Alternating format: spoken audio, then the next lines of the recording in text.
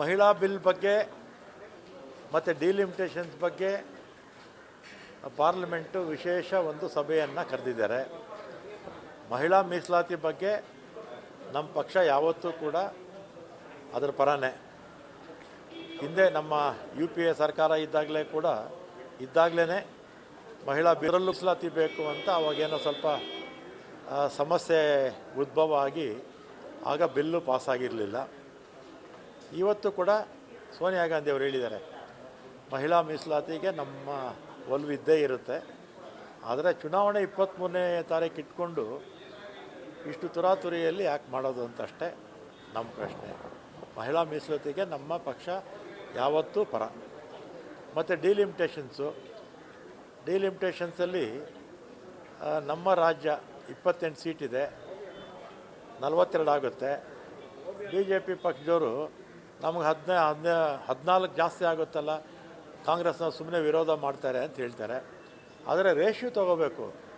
Ratio ತೊಗೊಂಡ್ರೆ 28 ಸ್ಥಾನ ಇರ್ತಕ್ಕಂಥ ಉತ್ತರ ಭಾರತ ಯಾವುದನ್ನ ಒಂದು ರಾಜ್ಯಕ್ಕೆ ಅವ್ರಿಗೆ 45-46 ಮೇಲೆ ಬರುತ್ತೆ ರೇಷ್ಯೂ ತೊಗೊಂಡ್ರೆ. ಆ ರೇಷ್ಯೂ ತೊಗೊಳ್ದೆ ಸುಮ್ಮನೆ ನಮಗೆ 14 ಸೀಟ್ ಜಾಸ್ತಿ ಆಗಿಬಿಡುತ್ತೆ ಅಂತೇಳಿ BJPಯವರು ಅವರಿಗೆ ರೇಷ್ಯೂ ಅಂತ ಏನೂ ಗೊತ್ತಿಲ್ಲ, ಅಥವಾ ಸೆನ್ಸಸ್ಸು ಸರಿಯಾಗಿ ನೋಡೋದಿಲ್ಲ, ಯಾವುದು ನೋಡೋಲ್ಲ, ಸುಮ್ಮನೆ ಅವರ ಮುಖಂಡರನ್ನ ಮೆಚ್ಚೋದಕ್ಕೆ ಮಾತಾಡ್ತಾರೆ ಅಷ್ಟೇ. ನಮ್ಮ ದಕ್ಷಿಣ ಭಾರತದ ರಾಜ್ಯಗಳಿಗೆ ಸೀಟ್ಸು ಜಾಸ್ತಿ ಆಗುತ್ತೆ, ಆದರೆ ರೇಷ್ಯೂ ತಗೊಂಡಾಗ ನಮಗೆ ಉತ್ತರ ಕರ್ನಾಟಕದ ರಾಜ್ಯಗಳಿಗೆ ಏನು ರೇಷ್ಯೂ ಇರುತ್ತೆ ಅದಕ್ಕಿಂತಲೂ ನಮಗೆ ಕಡಿಮೆ ಆಗುತ್ತೆ.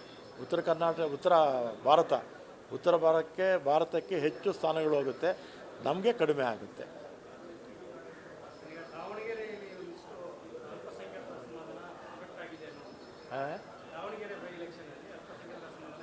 ದಾವಣಗೆರೆ ಬೈ ಎಲೆಕ್ಷನ್ನಲ್ಲಿ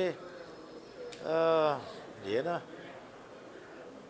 ಸ್ವಲ್ಪ ಸಮಸ್ಯೆಗಳಾಯಿತು, ಎಲ್ಲ ಗೊತ್ತಿರ್ತಕ್ಕಂಥದ್ದು ತಾನೇ ನಿಮಗೂ.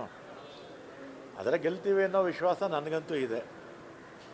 ಮಾರ್ಜಿನ್ ಕಡಿಮೆ ಆಗ್ಬೋದು, ಗೆಲ್ತೀವಿ ಅನ್ನೋ ವಿಶ್ವಾಸ ನನಗೂ ಇದೆ.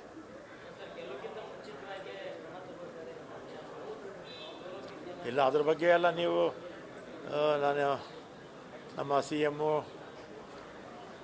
ಉಪಮುಖ್ಯಮಂತ್ರಿ ನಮ್ಮ ಅಧ್ಯಕ್ಷರಾಗಿದ್ದಾರಲ್ಲ ಅವ್ರನ್ನ ಕೇಳಿದ್ರೆ ಅವರು ಕರೆಕ್ಟಾಗಿ ಉತ್ತರ ಕೊಡ್ತಾರಪ್ಪ.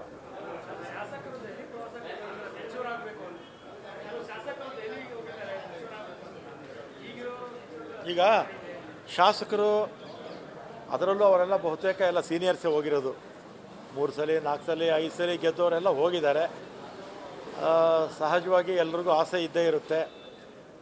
2.5 ವರ್ಷ ಆದಮೇಲೆ ರೀಶಫಲ್ ಆಗುತ್ತೆ, ನಮಗೂ ಮಂತ್ರಿ ಸ್ಥಾನ ಸಿಗ್ಬೋದು ಅಂತೇಳಿ ಸಹಜವಾಗಿ ಆಸೆ ಇಟ್ಕೊಂಡಿರ್ತಾರೆ.